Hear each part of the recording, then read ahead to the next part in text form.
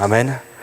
De ce que Dieu veut faire, parce que nous vivons parfois des choses difficiles, des temps difficiles, mais nous avons besoin aussi de fixer notre regard un peu plus loin parfois, parce qu'on pourrait être vite déçu et découragé et abandonner la course, mais vous savez que Paul dira « J'ai combattu le bon combat ».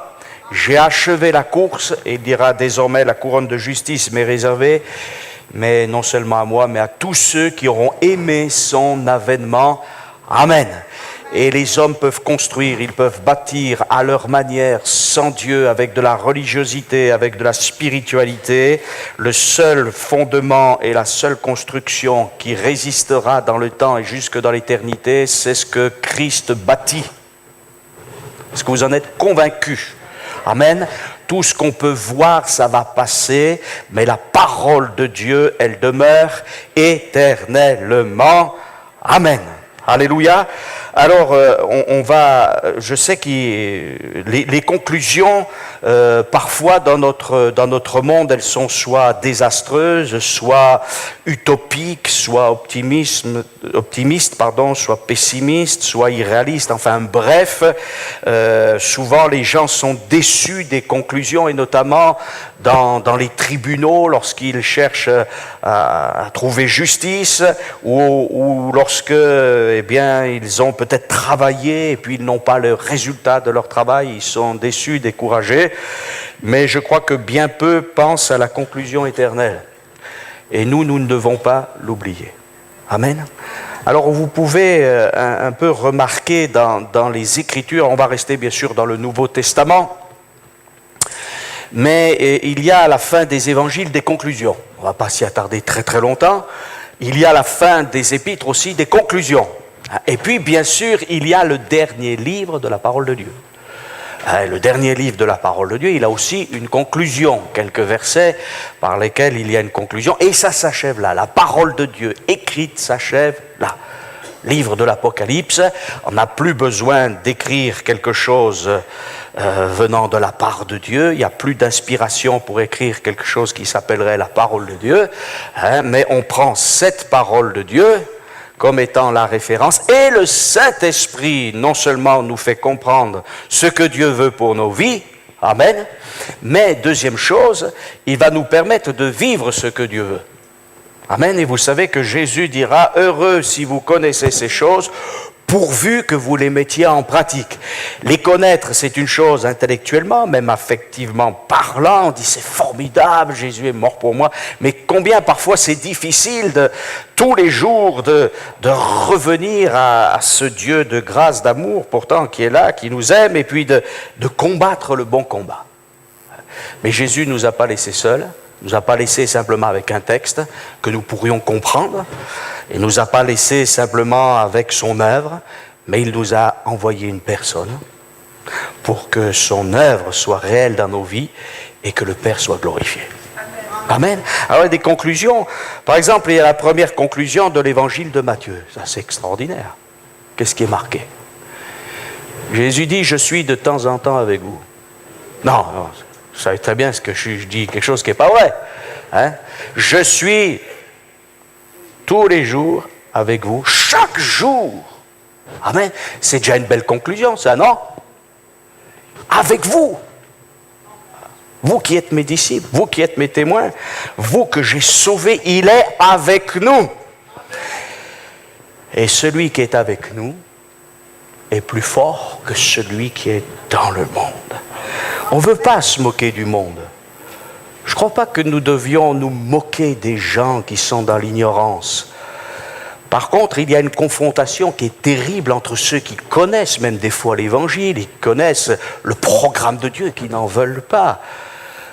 Et qui disent, nous construirons la société que nous voulons. Et c'est l'esprit de Babel, c'est l'esprit de Caïn, c'est l'esprit de Balaam, c'est l'esprit d'Amalek, c'est l'esprit d'Ésaü, c'est ça. Hein? C'est l'esprit des politiques sans Dieu, des religions qui ne mettent pas Jésus-Christ au centre. Et on dit, on n'a pas vraiment besoin de Dieu, ou on n'a pas du tout besoin de Dieu. Mais Jésus dira, sans moi, vous ne pouvez rien faire. Mais ce qui est rassurant, c'est qu'il est avec nous. Amen. Ça, c'est une première conclusion. Amen. Marc chapitre 16 et verset 20, et ça, on s'aperçoit que, vous voyez les évangiles, quand on prend des trames comme ça, on se dit, mais c'est pas possible que ça ait été le fruit du hasard, toutes ces conclusions.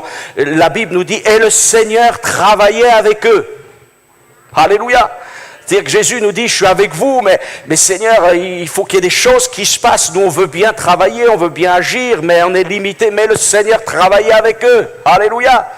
Et je crois que parfois, il faut bien être conscient que quand on fait quelque chose, le Seigneur, c'est lui qui va faire la grande part du travail.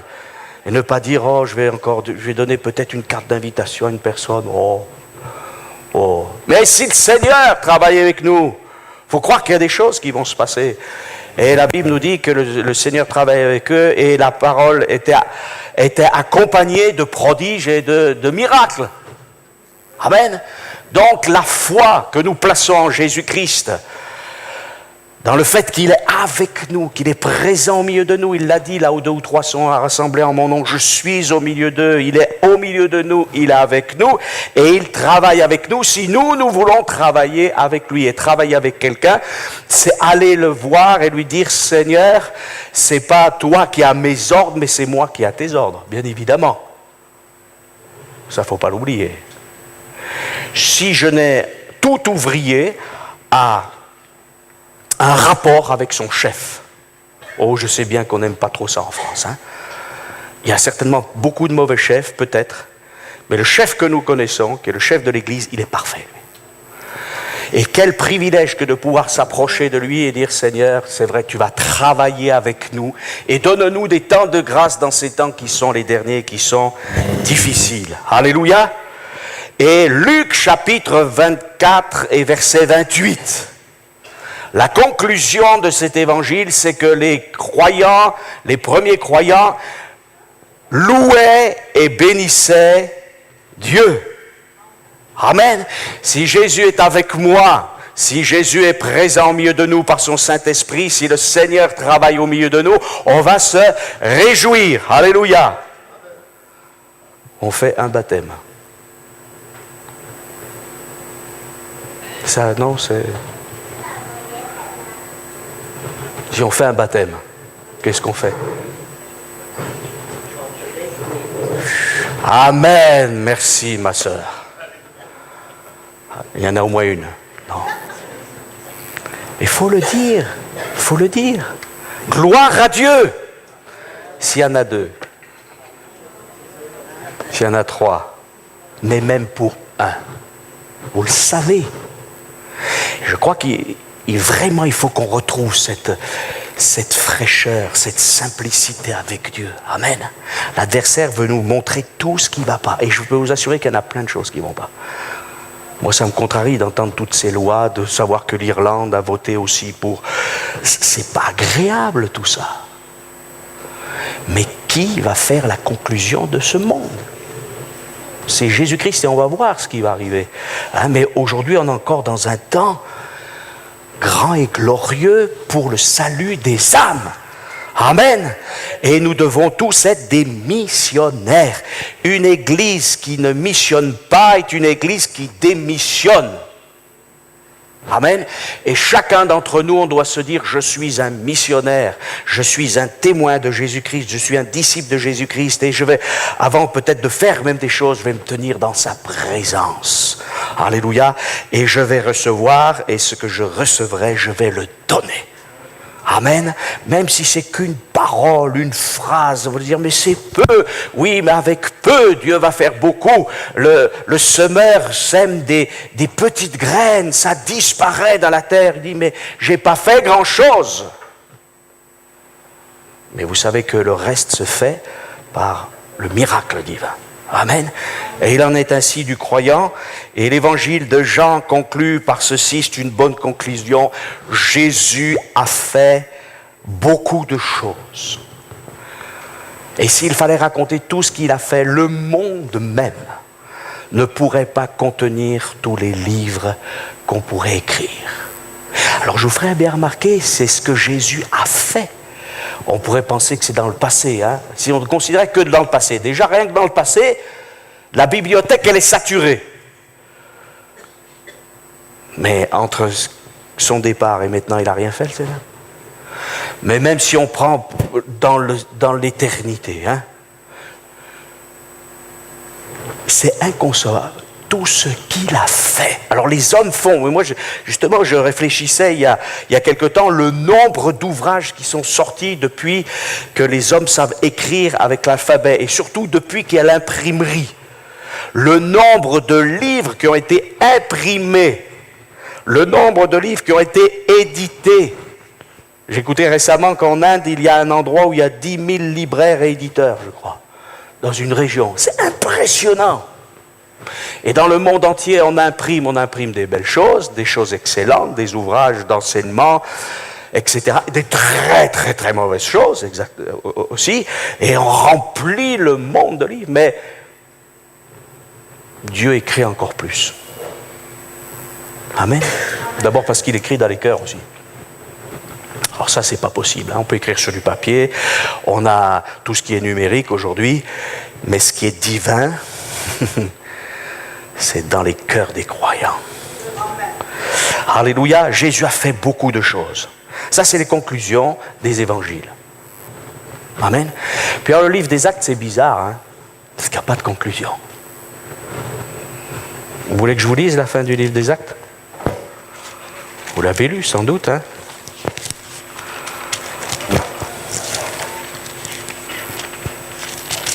On prend un peu son temps. C'est très curieux, la fin de l'Acte. Paul demeura 2 ans entiers dans une maison qu'il avait louée. Il recevait tous ceux qui venaient le voir, prêchant le royaume de Dieu et enseignant ce qui concerne le Seigneur Jésus en toute liberté et sans obstacle. Mais c'est curieux de finir un texte comme ça, non? Mais les actes du Saint-Esprit au travers de l'Église et des croyants, continue encore aujourd'hui.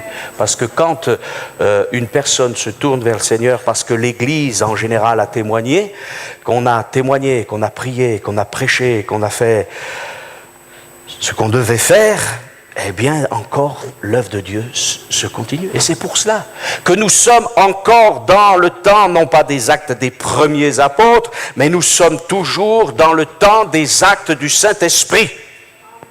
Amen.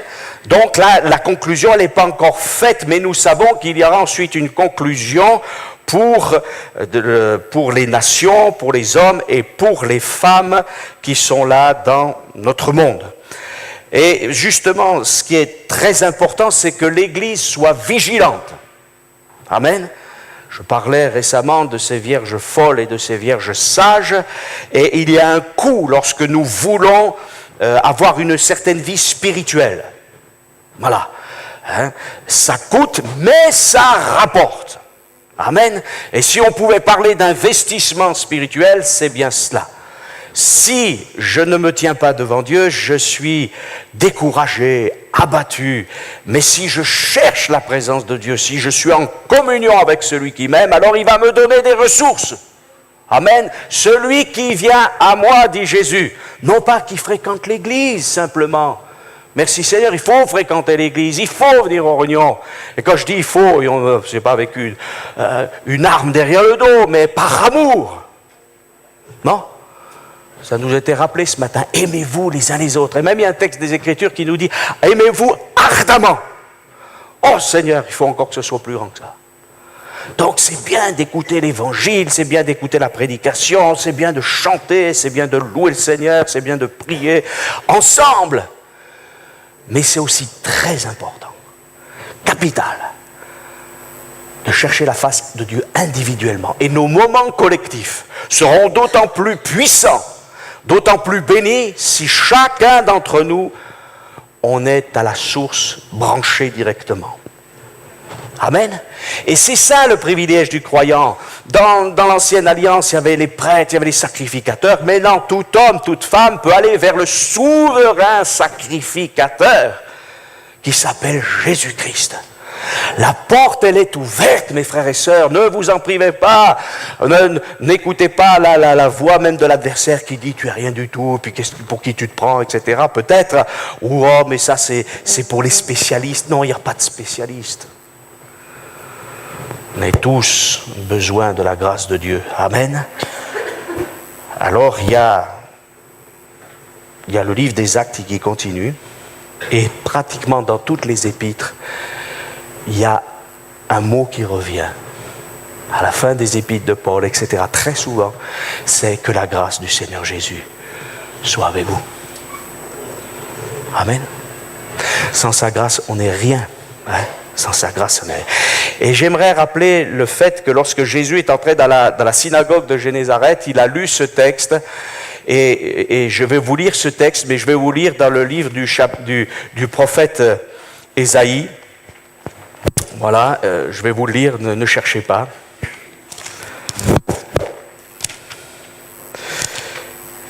C'est dans le livre du prophète Ésaïe, si vous voulez prendre des notes, vous les prenez, c'est Ésaïe 61, et je relis ce texte, et j'irai un tout petit peu plus loin que le Seigneur, qui s'est arrêté à un moment donné dans l'église, dans la synagogue de Nazareth. Voici ce qu'a dit Jésus dans la synagogue de Nazareth. « L'Esprit du Seigneur, l'Éternel, est sur moi. Car l'Éternel m'a oint pour porter de bonnes nouvelles aux malheureux. » Alléluia. C'est toujours actuel, ça? Il faut le croire. Amen. Et les réunions de prière se succèdent, on veut prier pour les malheureux. Les réunions d'évangélisation se succèdent et on veut que les malheureux viennent et soient bénis. Alléluia. Pour proclamer aux captifs la liberté. Toujours valable? Jésus délivre de la puissance des démons, de la cigarette, de la drogue, des addictions de tout genre, de la méchanceté, des blasphèmes, de l'ignorance. Oui. Toujours le libérateur délivre de la puissance des ténèbres. Et aux prisonniers la délivrance. Amen. Et il nous est dit pour publier une année de grâce de l'Éternel ou du Seigneur. C'est pareil. Amen. Et Jésus s'arrête là, à la synagogue de Nazareth. Mais le verset 2 d'Ésaïe, si on le lit complètement, c'est ça. Pour publier une année de grâce de l'Éternel et un jour de vengeance de notre Dieu. Et ce texte, il va s'accomplir un jour. Alors pourquoi Jésus s'est-il arrêté là? Est-ce qu'il a voulu, comment dirais-je, ne pas citer toutes les Écritures? Non! Jésus a toujours raison. Il s'est arrêté là parce qu'il inaugurait cette année de grâce. Amen. Il introduisait cette année de grâce. Et que son nom soit béni. Et comme vous pouvez être certain que cette année de grâce, elle est très, très, très spéciale. Vous savez que pour compter les années, chaque peuple a eu ses calendriers, c'est très compliqué. Alors nous, on est arrivé bien sûr après avec la science à savoir qu'il y a 365 jours, un quart pour une année complète, etc. Et même j'entendais il y a quelque temps avec l'horloge atomique et une correction infime pour qu'on soit vraiment tip-top en ce qui concerne les astres et l'année. Hein, voilà. Et tout pourrait bouger rapidement. Hein. Mais enfin, voilà, ça c'est les années 365 jours. Les Hébreux avaient des années de 360 jours. Et puis, à un moment donné, régulièrement, ils avaient un mois supplémentaire. C'est-à-dire qu'ils avaient un second tabac, un autre mois, comme si on disait un second mois de février, pour combler le décalage de temps en temps. Voilà. D'autres peuples comptent uniquement avec les cycles lunaires et ils se décalent. C'est le cas des musulmans. C'est pour ça que leur fête se décale, etc. Mais là, cette année de grâce, elle est spéciale quand même. Parce que elle dure depuis presque 2000 ans. Amen. Et nous sommes encore dans cette année de grâce. Pour nous-mêmes et pour les autres. Et je crois qu'il faut que nous soyons aussi vigilants. Des choses mauvaises arrivent. D'accord? Mais il y a encore, alléluia, des ressources qui vont permettre au Seigneur de gagner des milliers de gens. Sinon, le Seigneur aurait déjà arrêté. Et c'est pour cela qu'il ne faut pas non plus voir que ce qui est négatif, il faut l'enregistrer pour savoir dans quel temps nous sommes, parce que nous sommes à la fin certainement de cette année de grâce, et après cette année de grâce, il y a un jour de vengeance de notre Dieu. Ce n'est pas notre vengeance, nous venge sur personne, hein. On doit aimer tout le monde, mais c'est Dieu qui a établi une loi, donc c'est lui qui est juge vis-à-vis de l'humanité. Et c'est pour ça que des fois on m'a posé la question, et on vous a certainement posé cette question aussi en tant que chrétien, mais alors il n'y a que vous qui êtes sauvés, et les telle communauté, et telle religion, est-ce que vous savez qu'ils sont... Mais d'abord, personne n'est le juge des vivants et des morts si ce n'est Jésus-Christ. Nous on ne lit pas dans les cœurs, on ne sait pas les expériences qu'ont faites les gens. Le but de l'Église, ce n'est pas de juger les gens. Le but de l'Église, c'est d'amener des gens à la repentance. Et que le Saint-Esprit puisse agir pour qu'ils soient sauvés. Et ne confondons pas les responsabilités. Maintenant, quand un enfant de Dieu ne marche pas dans les voies de Dieu, on est obligé de le reprendre. Et ça, c'est pas pareil, c'est interne à l'Église. Et ceux qui sont du dehors que nous ne connaissons pas, c'est Dieu qui les juge. Et même notre frère, on ne peut pas le juger comme Dieu le juge. On peut le reprendre, on peut l'avertir comme un frère. Mais ce n'est pas nous qui sommes le juge des vivants et des morts, c'est Christ. Voilà. Alors, attention aussi peut-être parfois à nos comportements, parce qu'avoir à condamner excessivement des gens, on peut aussi se condamner soi-même. C'est pour ça qu'il faut être juste dans notre jugement, dans notre interprétation des choses, et rester bien sûr calé sur la parole de Dieu. Une seule journée de vengeance pour une année très spéciale de grâce. Amen. Alors que Dieu nous aide à réaliser ce qu'est la grâce. La grâce, je l'ai dit, je crois, des dizaines de fois ici, je l'ai dit des centaines de fois dans mon ministère, ce n'est pas la permissivité pour faire tout et n'importe quoi. La grâce, c'est ce que Dieu nous offre pour, au contraire, être changé et transformé. Amen. Et la grâce de Dieu, elle nous amène justement à renoncer, dit l'Écriture, à tout ce qui est mauvais, etc., à avoir une vie droite et sainte devant Dieu. Paul dira à Timothée, sache que dans les derniers jours, quand je vais conclure les choses, quand les choses vont commencer à se conclure, lorsqu'il va y avoir des premières conclusions ou des temps qui sont les derniers, puis après il y aura la conclusion, l'épilogue final, eh bien, sache qu'il y aura des temps difficiles. On est averti. Et quand on se donne à Christ, eh bien, on sait qu'il y aura des temps difficiles. Voilà. Et notamment parce qu'on veut nous imposer une façon de penser, façon de raisonner, même une façon d'aimer. Et on est loin de la vraie liberté, de la vraie fraternité et de la vraie égalité. Ça, c'est tout du mensonge souvent humain, et on a besoin de revenir à ce qu'enseignent les Saintes Écritures. Amen. Il y aura des temps difficiles, car les hommes seront égoïstes, amis de l'argent, fanfarons. Quand, vous voyez, on dit, si tu veux, on peut discuter un peu de ce qu'on pense. Ce que tu penses. Mais enfin, tu vois pas que tu es ringard, tu vois pas que tu es dépassé, tu vois pas que tu es conservateur, ou des mots, des clichés, vous savez. Hein? On n'arrive plus à parler avec les gens parfois, hein? Ou surtout en groupe. Hein? Mais quand ils sont tout seuls, pas pareil, ouais, tu sais, ça va pas trop. Ben oui, mais pourquoi ça va pas? Oui, moi, tu sais, j'ai choisi ça, c'est vrai, maintenant on peut le faire, on est libre, mais je suis pas plus heureux.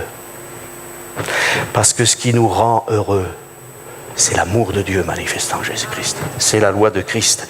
Il y aura des fanfarons, des gens hautains, blasphémateurs, rebelles, à leurs parents, ingrats, irréligieux, insensibles, déloyaux, calomniateurs, intempérants, cruels, ennemis des gens de bien, traîtres, emportés, enflés d'orgueil, aimant le plaisir plus que Dieu, ayant l'apparence de la piété. On se réclame même de l'Évangile, mais reniant ce qui en fait la force. Éloigne-toi de ces hommes-là. On peut pas, comment dirais-je, valider certaines choses. Voilà. Mais, la proclamation de l'Évangile, elle continue. Amen. Alléluia. Je veux citer aussi ce texte de l'apôtre Pierre, et après on passera à quelques versets de l'Apocalypse. Dans la deuxième épître de Pierre, au chapitre 4 et au verset 17, voici ce qu'il est dit, et je pense que c'est très très pratique. Vous savez que l'apôtre Pierre, c'est quelqu'un de très pratique. Et il dira, vous donc, bien-aimés, qui êtes avertis, tenez-vous sur vos gardes. De peur qu'entraînés par l'égarement des impies, vous ne veniez à déchoir de votre fermeté. Donc c'est un avertissement. Voyez les impies, c'est-à-dire ceux qui n'ont pas de piété, ceux qui n'ont pas... Et on ne veut pas accuser les gens ni rien, parce qu'il y en a qui sont vraiment dans l'ignorance, mais on ne peut pas se caler sur le modèle qu'on nous propose aujourd'hui au XXIe siècle dans notre monde occidental. Ce n'est pas vrai, c'est un mensonge. Et le diable, c'est le père du mensonge. Et il dit, si tu peux faire ça, tu seras libre, c'est formidable, c'est extraordinaire. Et puis c'est très bien ce que tu dis, c'est un menteur. Parce que lui, il a un but de conclusion. C'est d'entraîner un maximum d'hommes et de femmes dans l'enfer, dans la condamnation éternelle, parce que lui, il n'a pas accès à la grâce. Et il aimerait entraîner le plus de monde possible avec lui. Mais l'Église, elle a accès à la grâce. Amen. Et il ne faut pas oublier, oui, on peut être pardonné de ses péchés. Alléluia, on peut connaître une vie nouvelle. Et Pierre dira, mais croissez, grandissez dans la grâce et dans la connaissance de notre Seigneur et Sauveur Jésus-Christ. Amen. Donc ce que je veux savoir, c'est connaître plus Christ, l'aimer davantage, et je vais grandir. Amen. Moi je suis étonné, là, il y avait quelques enfants, ils sont grands, hein. Ils ont 10 ans, et je ne sais pas combien ils font. Hein. Ils sont grands, hein. Je ne sais pas ce qu'ils ont mangé. Ils font peut-être plus de sport que nous, ils ont une qualité de vie, et ils sont grands. Voilà, hein. Et on s'inquiète quand un enfant ne grandit pas. Voilà. On ne veut pas grandir n'importe comment, on ne veut pas grandir d'une manière difforme, mais croissez dans la grâce et dans la connaissance. On a besoin, mes frères et sœurs, je vous en supplie, lisez la Bible. Lisez la Bible et relisez-la. Laissez-vous imprégner du Saint-Livre. Laissez-vous imprégner de la parole de Dieu. Et demandez au Saint-Esprit que cette parole reste là, comme on le dit parfois dans les prières, mais c'est vrai, gravée dans nos cœurs, mais qu'elle soit vécue. Alléluia, pour que la pensée du monde qui vient nous souiller, qui vient nous dire, et même nous troubler parfois peut-être pour certains, mais que votre cœur ne se trouble point, dit l'Écriture, c'est Jésus qui le dit, croyez en Dieu, croyez en moi. Il n'y a pas de salut si ce n'est en Jésus-Christ. Et c'est terrible que de dire, moi je vais interpréter les paroles du Christ à ma manière, il faut vivre avec son temps. Eh bien, surtout pas. La Bible nous dit que lorsque Dieu a regardé du temps de Noé, il y en avait un seul qui ne vivait pas selon son temps. C'était Noé. Il était juste en son temps. Ça ne veut pas dire qu'il était parfait, mais il aspirait aux choses de Dieu. Voilà, il voulait honorer Dieu. Et cet homme s'appelait repos. Alléluia, ça veut dire ça, hein, Noé. Non pas pour dormir, hein, vous comprenez, mais quoique c'est nécessaire de dormir, hein, pour se reposer. Mais ce repos. Et lui, il était dans le repos, il était le repos. Mais à côté, il y a eu le cataclysme. Voilà. Et les gens disent, oh oui, oh mais, à la cour de Louis XIV, un jour, une femme a dit, oh mais vous savez, les mœurs, la débauche. Maintenant, Dieu ne dit plus rien. Vous voyez? C'est pas d'hier, hein. On peut vivre, mais si elle avait lu la Bible, elle aurait lu aussi que Dieu patiente. Et que les élus disent comment ça se fait que même le méchant il n'est pas puni, et puis même le croyant il passe par des épreuves. Qu'est-ce que ça veut dire ça, Seigneur? Comme Job, on est là, on dit mais enfin c'est pas possible, Seigneur, qu'est-ce que j'ai fait? Et Dieu nous dit mais moi je vais t'élever encore, c'est vrai il va y avoir des souffrances, mais t'en fais pas. On verra la conclusion, et vous connaissez la conclusion de Job. Et si elle avait lu ce qui était dans les Écritures, elle aurait dû trembler en se disant oui mais Dieu prend patience. Et c'est ça la grâce, Dieu prend patience. Et il laisse parfois les gens... on voit les gens s'enfoncer. Et c'est pour ça que devant le tribunal de Christ, personne ne pourra dire « Ah mais, j'ai pas encore pu goûter à tel péché. » Ça aurait été tellement partout. Que Dieu dira, voilà, vous avez tout essayé. Mais moi, j'ai même encore patienté. Dieu aura été jusqu'au bout.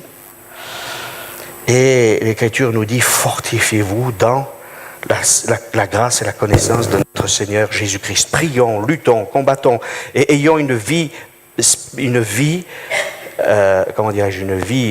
piété et une vie spirituelle personnelle. Voilà. Moi, en tout cas, je m'adresse ça aussi encore à moi, et je pense qu'elle s'adresse à chacun d'entre nous ce matin. On a besoin, non pas de dire, voilà, il faudrait que l'Église progresse. Oui, il faut que l'Église progresse, mais il faut que tous les croyants cherchent la face de Dieu. Amen.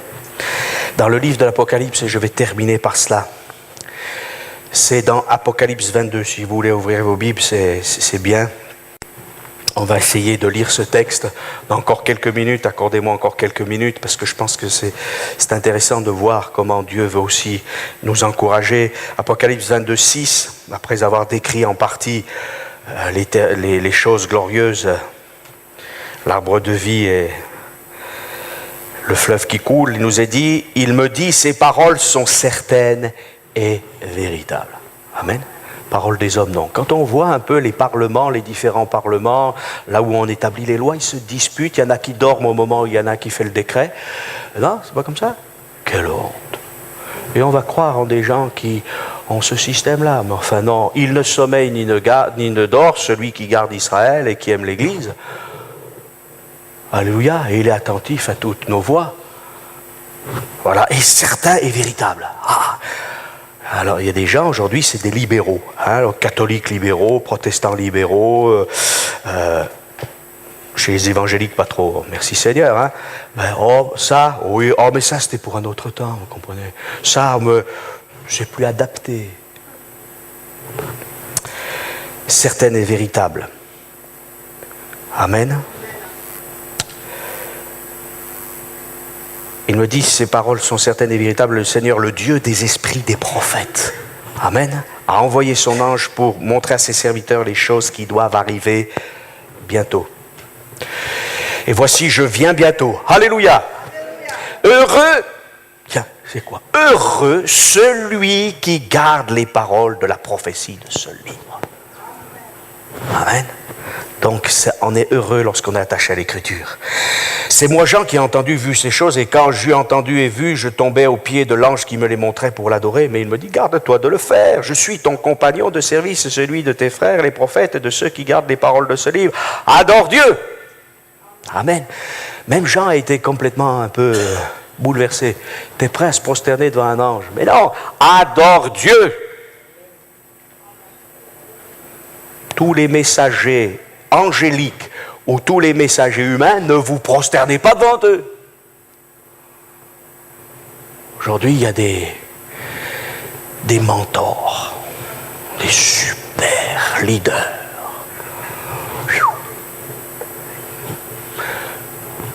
Bon, et si on revenait à ce qui est écrit? Moi, Paul, esclave de Jésus-Christ. Et puis même quand on dit apôtre, vous savez, c'est messager, mais au sens beaucoup plus humble qu'on l'imagine. Non, celui qui doit être adoré, c'est Christ, parce que c'est lui qui est mort, c'est lui qui a versé son sang, c'est lui qui a porté nos péchés, c'est lui qui nous sauve, c'est lui qui guérit, c'est lui qui délivre, c'est lui qui revient, c'est lui qui juge, c'est lui qui triomphe, c'est lui qui nous accorde surtout sa grâce encore aujourd'hui. Amen, c'est celui qui baptise du Saint-Esprit, c'est celui qui permet qu'on puisse porter du fruit, c'est celui qui permet aussi, eh bien, que nous puissions exercer des dons spirituels à sa gloire, et tout cela vient de lui. Amen. Et ça, c'est encore une chose importante. Ne scelle point les paroles de la prophétie de ce livre. Et verset 11, il nous est dit que celui qui est injuste soit encore injuste, que celui qui est souillé se souille encore, que le juste pratique encore la justice, et que celui qui est saint se sanctifie encore. Alléluia. Ça, c'est un verset, je crois qu'il faut serrer dans notre cœur. Seigneur, oui, je veux chercher encore la justice qui vient de ton royaume. Je veux me sanctifier encore. Alléluia. Et encore, verset 12, voici, je viens bientôt. Ma rétribution est avec moi pour rendre à chacun selon son œuvre. Ça devrait nous faire un peu trembler, ça, non? Est-ce que mon œuvre est vraiment bien? Est-ce qu'elle n'est pas... Seigneur, je veux construire du solide avec toi. Et Jésus dit, je suis le premier et le dernier, ou plutôt l'alpha et l'oméga, le premier et le dernier, le commencement et la fin. Alléluia, tu as commencé, mais c'est toi qui vas faire la fin, la conclusion.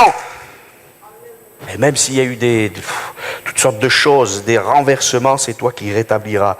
Et là, à nouveau, il est question, vous voyez, il y a une alternance entre la responsabilité du chrétien, l'œuvre de Christ, la responsabilité du chrétien, l'œuvre de Christ.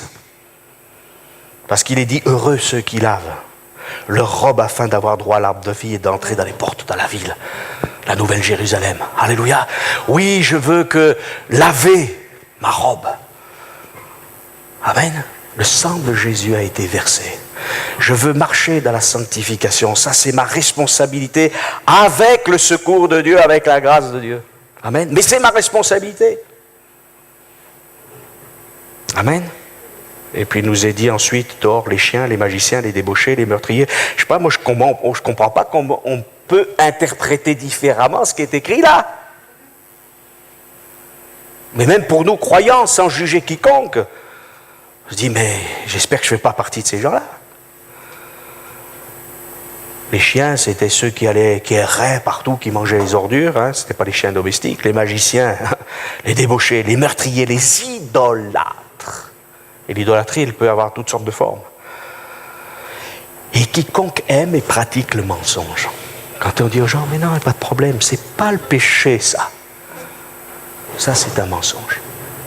Et ça va être de plus en plus difficile d'être des vrais chrétiens et des vrais prédicateurs de l'évangile. Mais on va rester sur le cap. Amen. Parce que celui qui est avec nous est fidèle. Amen. Et il nous accompagne. Alléluia. Et puis il est dit, moi, Jésus, j'ai envoyé mon ange pour vous attester des choses. Dans les églises, je suis le rejeton de la postérité de David, l'étoile brillante du matin. Alléluia. C'est assez curieux parce que un rejeton, c'est tout petit. Non. Et d'un seul coup, c'est le rejeton, mais je suis aussi l'étoile brillante du matin, un astre, quelque chose de grand, de glorieux, de céleste. Donc le rejeton, c'est ce qui est terrestre. Tu l'as vu, le rejeton, il est sorti d'une terre desséchée. On l'a méprisé, même ne sachant pas qu'il était né à Bethléem. On a dit que peut-il venir de Nazareth, est-ce qu'il peut venir de Nazareth quelque chose de bon, mais il a grandi, alléluia, et même on l'a voulu l'étouffer, on a voulu le détruire, on l'a fait mourir, mais il est ressuscité, et il est grand et glorieux, et il revient. Et l'Église doit dire, viens Seigneur Jésus. Peut-être on ne le dit pas assez dans nos prières, non? Je faisais remarquer que mardi encore, qu'on ne prie pas suffisamment pour la vie de l'esprit. C'est pas forcément spontané dans les églises. Ah, pourvu que je sois sauvé, je vais échapper aux peines éternelles. Mais bien sûr, mes frères et sœurs, ça c'est très grand, glorieux. Mais pourquoi se priver encore des dons de Dieu? Je veux plus. Et Seigneur, je veux plus encore. Je veux que ton règne vienne. Donc viens, Seigneur Jésus. Et là, nous nous rendons compte que c'est d'abord l'Esprit qui est là, l'Esprit, et ensuite cette épouse qui dit, viens, Seigneur Jésus. Amen. Je crois qu'on peut dire au Seigneur Jésus, viens pour continuer ton œuvre dans l'Église, pour que d'autres âmes soient sauvées. Et puis viens aussi pour arrêter la folie de ce monde. Mais viens par ton Esprit Saint guérir les corps malades, guérir les âmes meurtries, délivrer les captifs, purifier les pécheurs, amener des hommes, des femmes à la repentance, des jeunes, des moins jeunes, qu'importe, de toute nation. Et que ton Église soit bâtie. Amen. Parce que c'est toi qui demeures. La fleur de l'herbe sèche, mais la parole de Dieu demeure éternellement. Amen. Alors, n'oublions pas la conclusion. Alléluia. Et la conclusion de l'Apocalypse, vous le savez, c'est que la grâce du Seigneur Jésus soit avec tous. Amen. Parfois, on se déprécie parce qu'on n'a pas peut-être réussi selon le cadre du monde, peut-être selon l'aspiration même de ceux qui nous entourent. Et on se dit, je suis rien du tout, voilà, je vaux rien.